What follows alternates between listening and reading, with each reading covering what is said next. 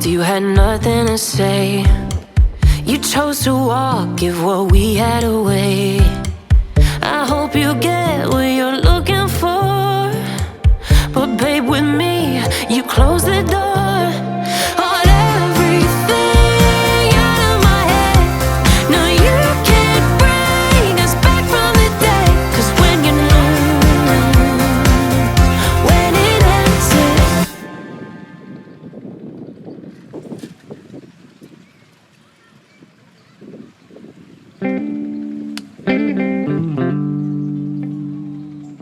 Oke, halo semua, saya Axel. Saya seorang freelancer videographer dan seorang freelancer editor.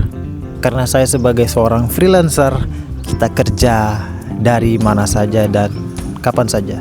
So, inilah kondisi kantor saya.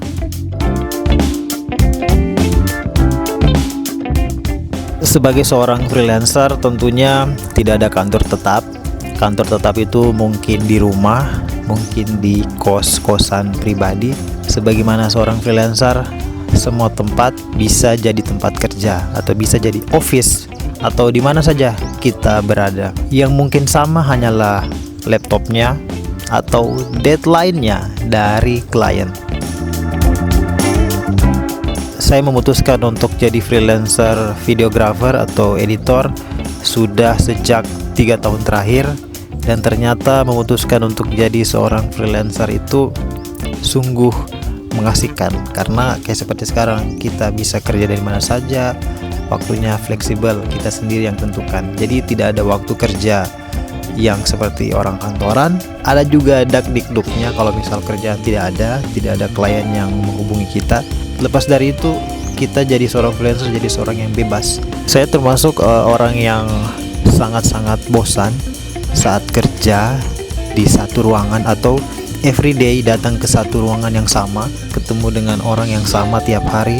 Saya tipikal orang yang sangat bosan akan itu. Jadi sebagai freelancer ini suatu pilihan yang sangat, menurutku sangat saya syukuri, karena dengan ini saya bisa ketemu dengan orang yang berbeda tiap kali kerja di tempat yang berbeda tiap hari, dan itu sangat-sangat mengasihkan.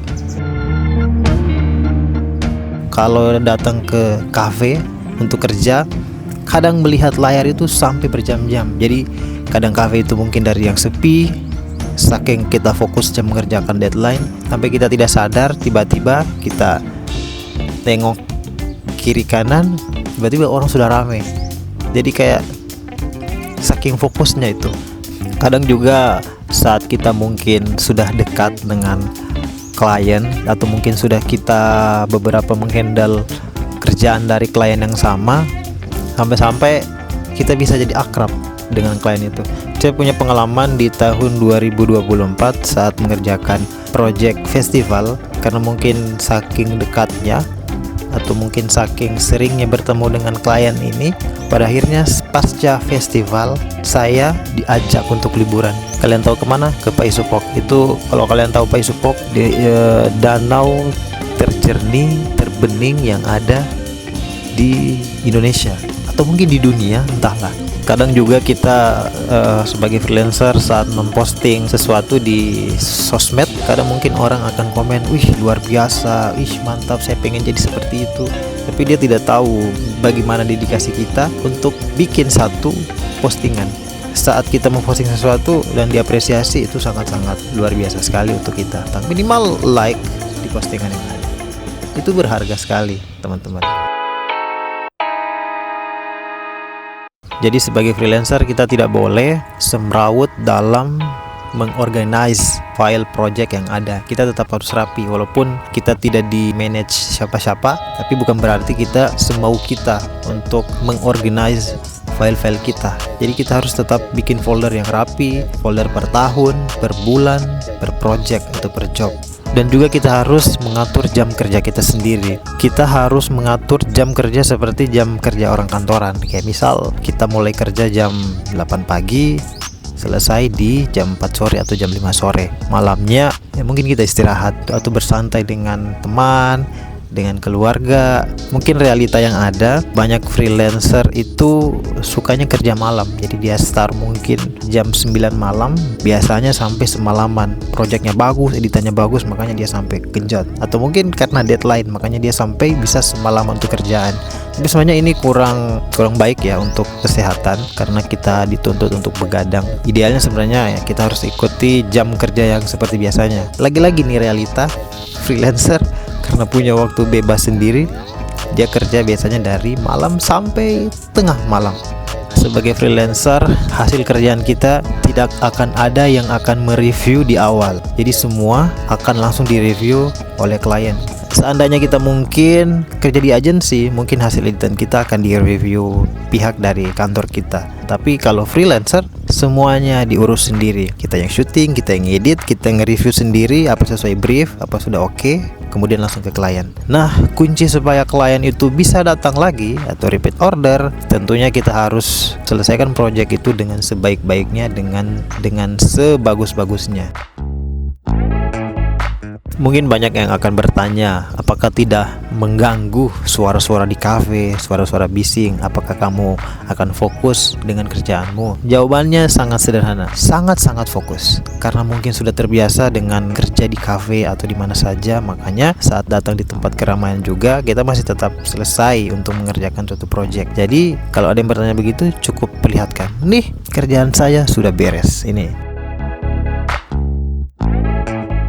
Mungkin kerjaan ini atau freelancer ini tidak jauh dari kerjaan-kerjaan yang lain yang pasti mengorbankan sesuatu, termasuk keluarga. Kita kadang freelancer membutuhkan waktu untuk belajar atau ngulik-ngulik. Nah, itu butuh waktu. Ada harga yang harus dibayar dari menjadi seorang freelancer. Tapi kerjaan yang lain juga sama kok. Tetap ada harga yang harus dibayar.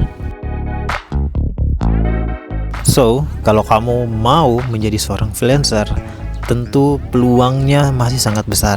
Freelancer apapun, jadi editor, jadi videographer, ini sangat-sangat peluangnya masih sangat besar. Ini pekerjaan yang sangat mengasihkan, tantangannya banyak, dak-dikduknya sangat-sangat banyak juga. Tapi kamu harus siap untuk disiplin, kamu harus siap untuk bekerja keras, untuk belajar lebih keras. Karena di luar sana banyak pesaing yang mungkin satu step di depan kita.